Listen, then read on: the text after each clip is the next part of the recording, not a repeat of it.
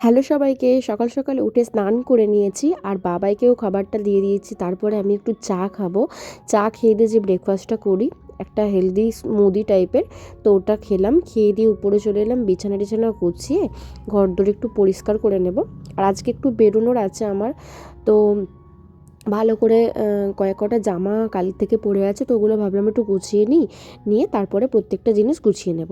তো এই যে সব কিছু করা হয়ে গেছে, এবারে ভালো করে ঝাড়ু দিয়ে পুছে নিলাম।